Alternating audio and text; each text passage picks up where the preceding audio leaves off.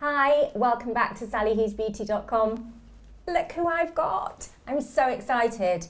It's Sir John. I have been trying to get him for ages. I tried to get you last year and you weren't available, and now here we are. I'm so pleased. Thank you for having us. I'm so happy to talk to you. You first of all, you have the best energy and good vibes, and you know your shit.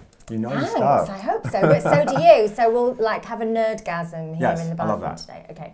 We're going to nerd off on makeup. So for anyone who's been living under a rock for several years and needs an introduction for Sir John, he is an amazing makeup artist. He's Beyonce's makeup artist.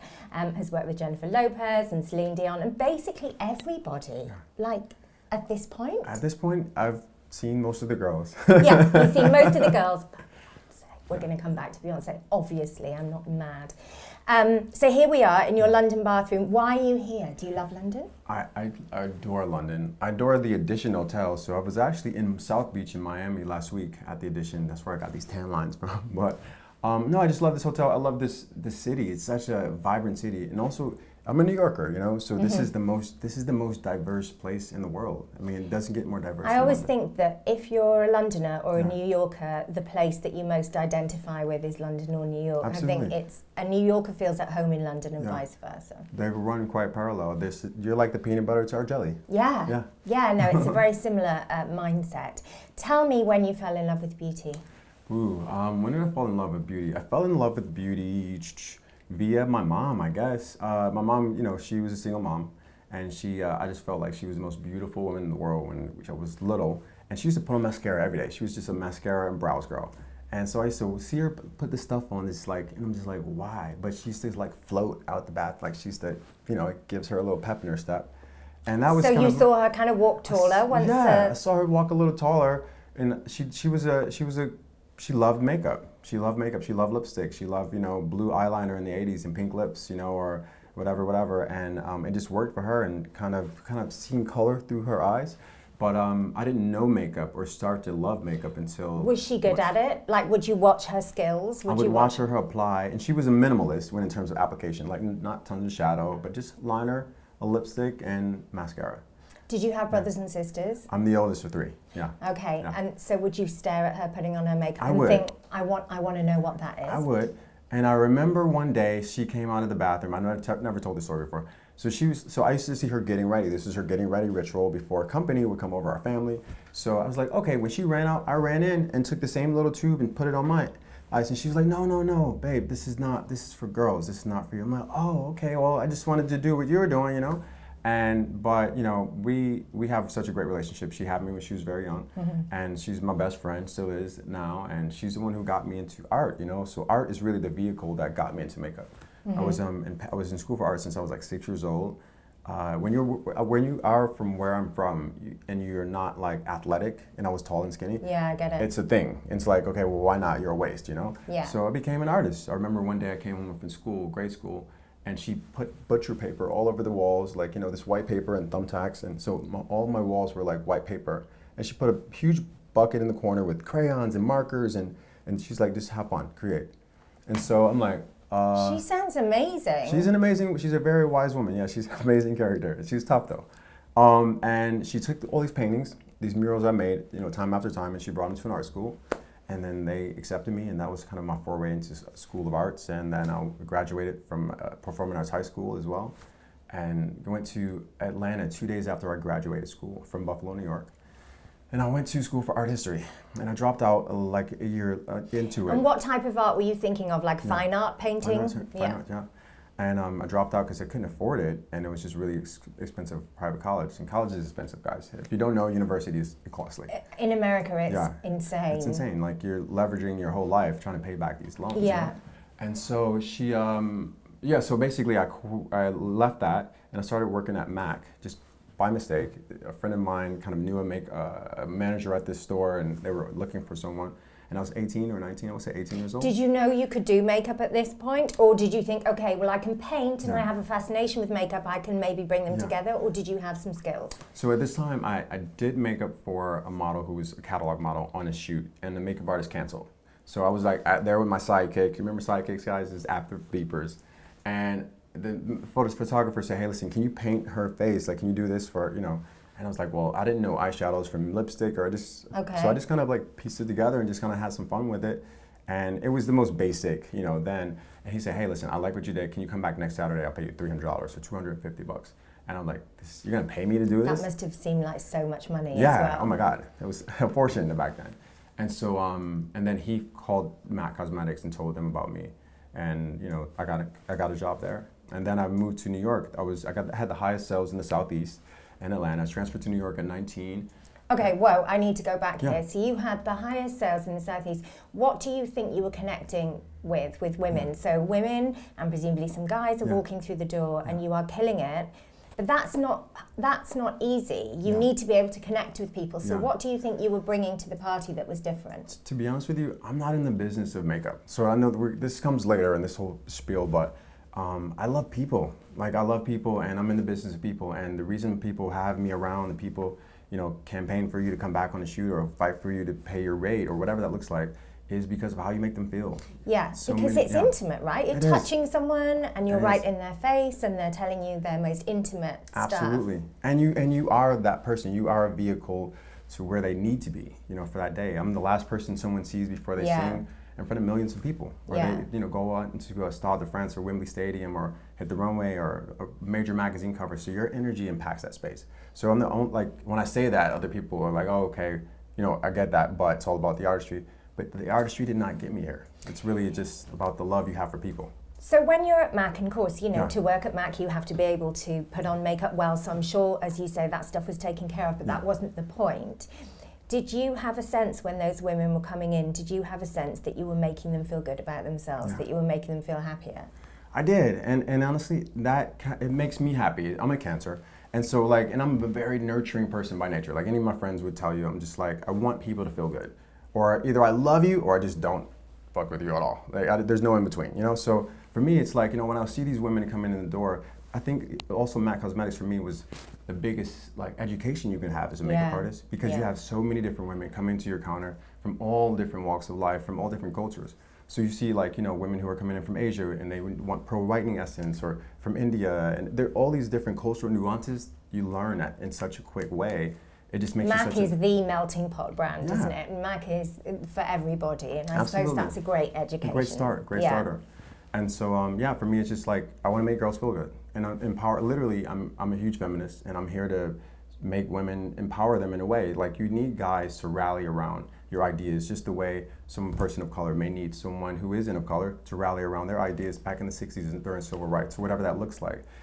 A hole doesn't have to be in my boat for me to know that, you know, I'm not being affected, if that makes any sense. Yeah, it does. And so you're a feminist, and you can kind of see that from the amazing women that you work with. How did you balance that? So for example, I'm a feminist and I work in beauty, and a lot of the time, in the beginning at least, I would have to write these long pieces and make these big speeches talking about how those two things are completely compatible and complementary for me. Yeah. So did you find those two things went together well for you, or did you ever think, hang on, are we selling insecurity? Are we, you know, were you conflicted at all? It's so crazy that we're talking about this, because I'm actually developing a show for Netflix. Okay. So I don't want to give too much away, but part of my theory on this is that, listen, you know, as guys, we don't necessarily, when we're gray, society celebrates our grays. Yeah. Society doesn't tell us, listen, you need to get a little filler, you need to do this, you need to change that, you need to, you know, get rid of the grays, or you're being lazy. That kind of thing doesn't hit our door. It never comes to our dress, you know? And we don't worry about our safety. There's so many other things that happen. But, you know, I'm here to let women know, yes, it's okay to embrace your grays. Embrace hips that were bigger than they were last year. Embrace if your hair isn't the longest or the best texture, or what is the best texture. You know, there is no such thing as the best texture. So for me, I'm not just coming in from a feminist point of view, but also a cultural inclusion point of view. I think it's the most modern way forward is for every girl to come to the table. And so I kind of represent girls who weren't always invited to the party, girls and their friends, you know? Do you think that philosophy has gone through to your aesthetic in makeup? Because you have spoken a lot about the kind of non-tour, about not going against the shape of people's faces, kind of working with it. Okay. Is that Yeah. what? No, you're right. You're right. Okay, you notice. Yeah. You don't want to change the structure of someone's face. You want to Absolutely. enhance what's there. So Yeah. that sounds like it's all part of the same. For sure. It's one of those things where, listen, I was in Cape Town, and the Cape Townian women were like, I was doing a master class. So I do master classes all over Yeah. the world. Last year I did one in Cape Town, Johannesburg, Iceland, Holland, and Paris. And then one stateside. But the reason I do them is not just because of selling classes, but the intel I gather about just people in general Right. just makes me, just really pushes you forward. So one thing is, I don't want people to change what's already there. I just want you to be the best version of yourself. So I want you to just take a better photo, but not change anything. I want you to shake what your mama gave you. Yeah, because I feel like, and we'll come back to this, but I feel like the whole contouring thing, not everyone is meant to have a skinny nose. Yes, Not everyone yes. is meant to have really high cheekbones. That's not To your what's point, meant to happen, right? To your point, so yeah, I was in Cape Town, and the women were like, hey, listen, why in America does everyone try to force European features on everyone? And I was like, what do you mean? Contouring everyone's nose and their cheeks. And I was like, okay, I get it. I never thought about that way, except, so now I even approach my contouring as sculpt. So I don't even like to say contouring. I like to say sculpting. So sculpting is like the 2.0. Everyone can be sculpted. Everyone needs a little sculpt or a little zhuzh. Yeah. And architectural contours in the cheek, the hairline, or the jaw. But contouring has a negative connotation in my mind, and so I kind of steer clear of it a bit. Yeah, it's become synonymous with a kind of cookie cutter face shape, right? Absolutely. Yeah. And listen, I also had a contract last year with Allergan Pharmaceuticals. So I went all around America talking to dermatologists and plastic surgeons on how not to homogenize everyone's beauty. So you have all these derms who are just wanting to quick buck or whatever. I mean, they're already rich, but they're giving everyone the same nose, everyone the same face, cheek job, lip job. Like if you look at Instagram, everyone fucking looks like. Yeah. Everyone looks like. Yeah. And so it's this thing where I talk to these dermatologists and just a room with them, let them know, listen guys, you embrace what's different about everyone. So like, you don't want to wash away what's identifiable in terms of feature of this culture, of that culture, whatever that looks like. So usually when you go to a dermatologist, they hold a mirror in front of you and say, so what don't you like about yourself? Yeah. And guys, we should work backward, because I know that you want this client to spend money with you, but really you should do it the opposite way. So ask what's already working. Yeah. So if What are you happy with? yeah, what do you love? So what do you love? It's going to totally change what's happening with her. A lot of times, people run to a dermatologist because they're concerned about something like, a boyfriend or a divorce or whatever that looks like. And honestly, you should just really help her. The problem is not in the mirror. It's not. Yeah. It's not. So you're killing it at MAC and ready, I guess, to move on. So you know that you have something, right? You have the beginning of a career. Okay. I guess it was the beginning, yeah. Did you feel like, okay, I'm going to work in beauty? No, at the time I didn't have that much insight into the future. I didn't. I just knew that, hey, I want to do this thing, but I didn't know where it was going to lead to. So I kind of stopped makeup once I got fired from MAC. Yeah, for being late at 22. So you got fired. I yeah, love this. yeah. Okay, so they sacked you, as we say here. Totally. I was sacked. Because you were late? Yeah. So then what do you think? Then I left makeup altogether, and I started doing the windows at Barney's, Bergdorf, Okay. and Henry Bendel in New York City. So you're back to the artistic roots Yeah. again. So you're circling in the same artistic area, but different disciplines, yeah? Absolutely right. Yeah, I guess you're right. So, but it was creative. I used to build sofas and upholstery, and I got my hands dirty. So for me, that was like just as gratifying, or satisfying as doing someone's makeup. So how do you circle back to faces? So I met a makeup artist who was on break. When I was on my lunch break at Gucci, I was a men's merchandiser at Gucci for a while.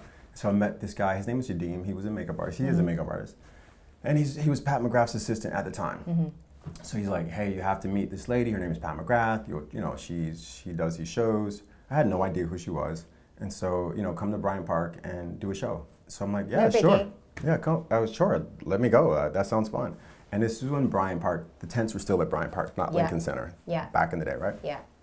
So I went and I met Pat, and she asked me was I going to be in Milan 2 weeks later at the Italian shows, and I said, yeah, I'm going to be there. And Which you weren't, presumably. Which I wasn't. Yeah, yeah. I had no way to get there, and really nothing. I didn't even have a passport. I'd never been out the country before that.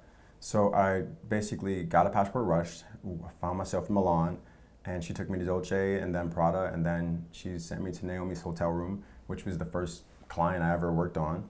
Wow, no pressure. And no pressure. I remember telling her, she's like, well, who else have you worked on? I was like, well, you're my first person, kind of. She's like, don't tell anyone else that at all. So I didn't. But yeah, it was a thing. But and she must have loved it. Yeah, she's super fussy about her makeup. She was, and she rocked with me for a while. She was really, really great. And then I went to Charlotte Tilbury. So I love Charlotte, because even to this day, like we message each other. She checks in on me when she comes to LA, and she was totally okay with me being myself and not having. And she doesn't want you to dumb yourself down. So I was kind of in a place where I'm like, I can do this. I can still be me and not have to fade to the black or not be seen and not heard kind of situation. Well, Charlotte doesn't fade to the background. Yeah. That's not not her vibe at all. She told me one day we were in Milan at Etro. She's like, hey, listen, I'm here. I'm already where I need to be. You can't take anything away from me, so I don't fear you.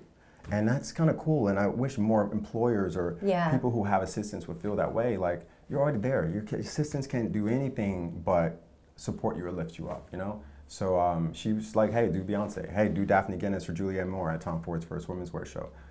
She introduced me to Mario Testino, to all these amazing photographers, Annie Leibovitz, So how long were you with Charlotte? I want to say a couple of years off and on. So I would do shows with her, but also shoots with her and stuff like that. And then I found myself, like when you're an assistant for when you're assistant in an editorial community, you're not making much money. No. So you're making like $50 a day, or I'm not sure how many pounds that is. But so I was like, wow, I gotta make some dough. So I found a friend who we used to work at Mac together back in the day. She was working at a strip club in Queens. And she's like, hey, Sir John, you should come to Queens at this strip club called Riviera. Shout out Riviera, hey girls.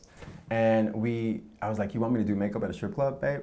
So she's like, it's $600 in your pocket every night, cash, tax-free. Okay. And then I'm in my 20s, like, it's a thing, let's do it.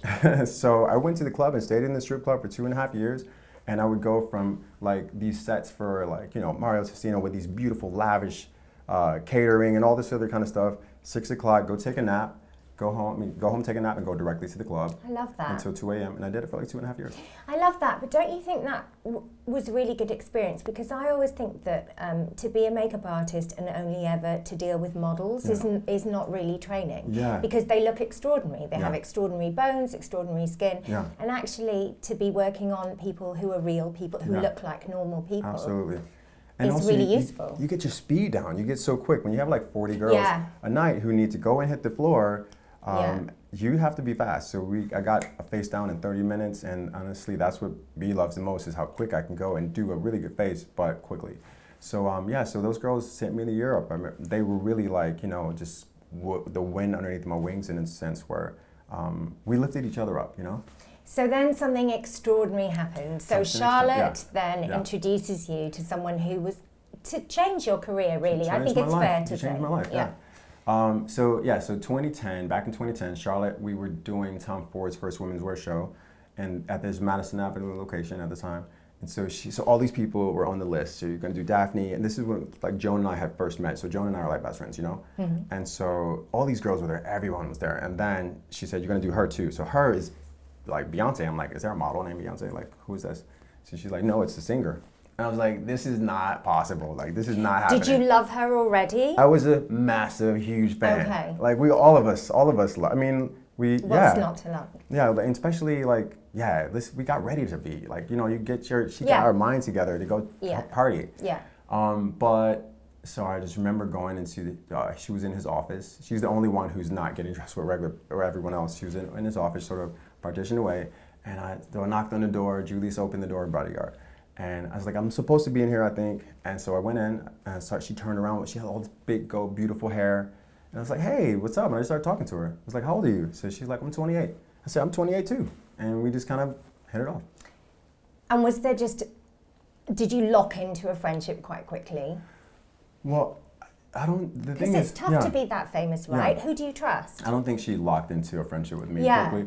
I think that to be honest with you, and I never said this before, but I didn't know her guard was up until maybe a year into working together when I saw her be more comfortable. Yeah. And I was like, well, I thought we were okay, but actually now we're okay. Yeah.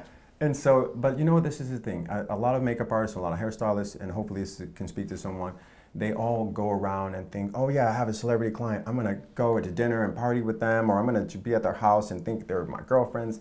And it doesn't matter how close you feel like you are to this person, that's your client. Yeah. That's your client. I still call Mr. Carter Mr. Carter. I don't call him Jay. To this day, that's my client's husband, you know? And even though Beyonce has children and one of her son is Sir. I know. No big deal yeah, again. No big deal. But Yeah. I still have this distance because I always want them to respect me. And as soon as you become so comfortable, you're gone. As soon as you become so comfortable, they're not going to fly you the way you want to be fly. They're going to give you the rate that they want to give you, or whoever that may be, because you don't keep that separation. So for me, just be always being professional. And I think hopefully she respects how professional I try to be.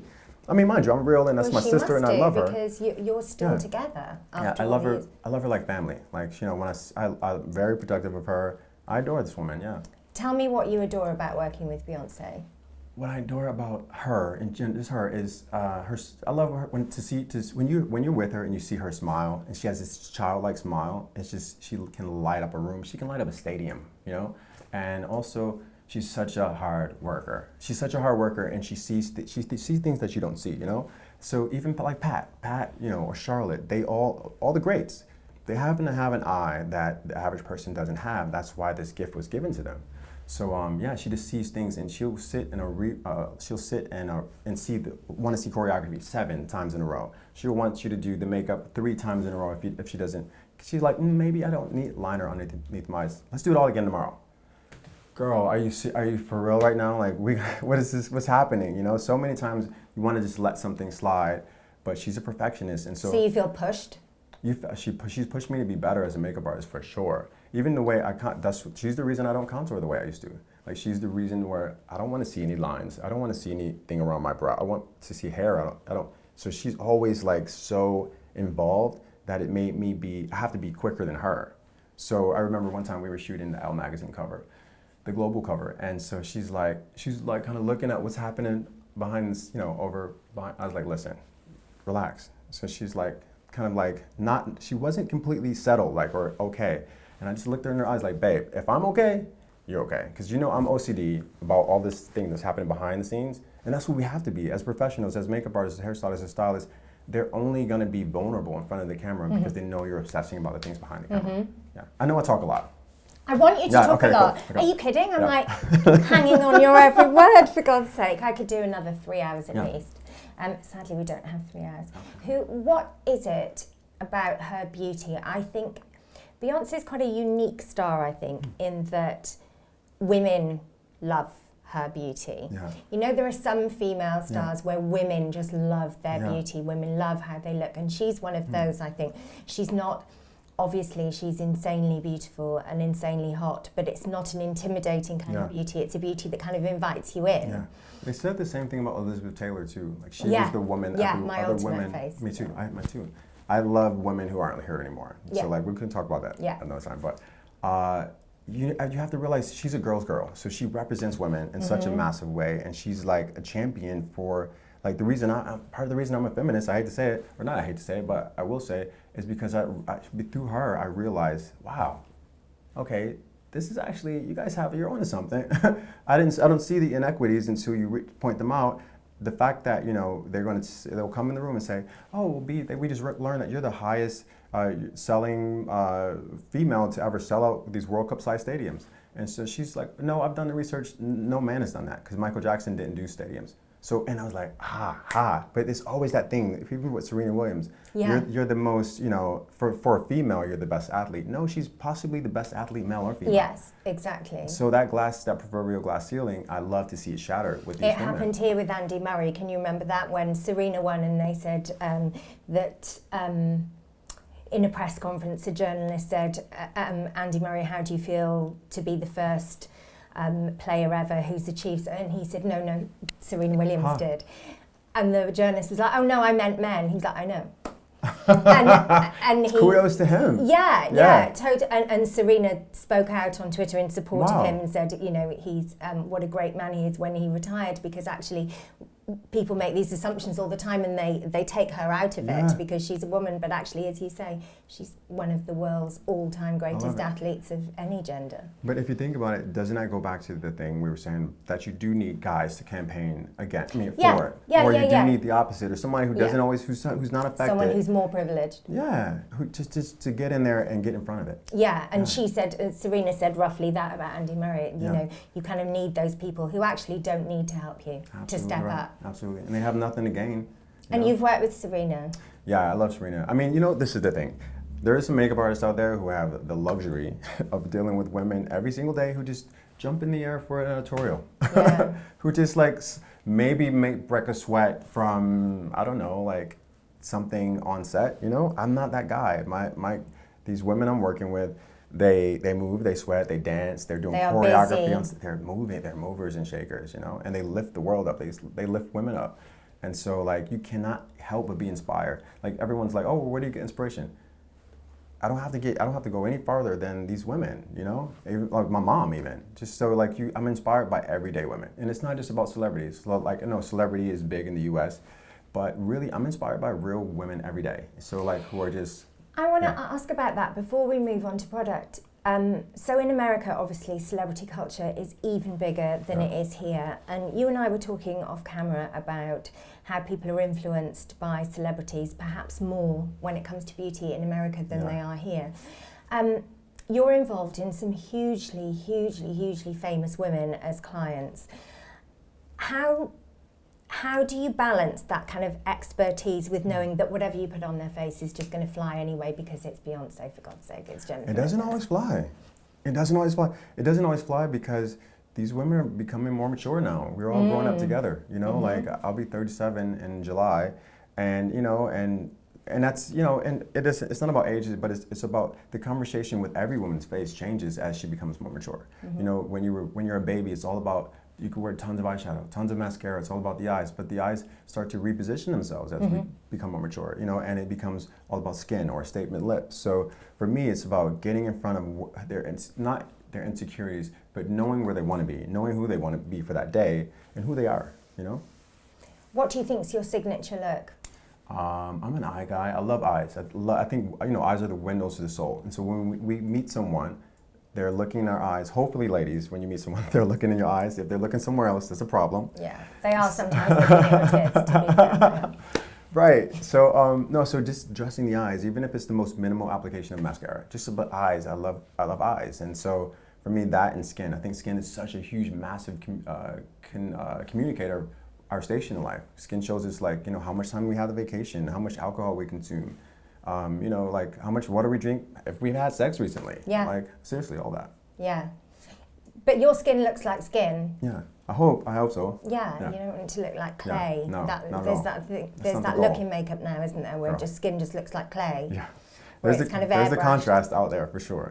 And it's like, and I always tell my girls who are on social or whatever that looks like, we can all dial back the coverage in 2019. We're going into a place right now where yes, we know we have all these tools and we have all these gifts and there's this huge exploration of makeup. I mean, there's nothing larger in beauty at the moment. I love it. I love that people are playing and having fun. Yeah. But don't mask yourself, Don't cover your freckles. If someone's telling you to cover your freckles, they're not your friend. They're not your friend. Yeah. And you want to see texture. Yeah, you want to see texture or a pore. Like when you lay next to your boyfriend at night, let him look at your skin. You can do massive eyeshadow. You can do a lot of eyeshadow, a lot of lip, or a serious brow, but allow your skin to look like your skin.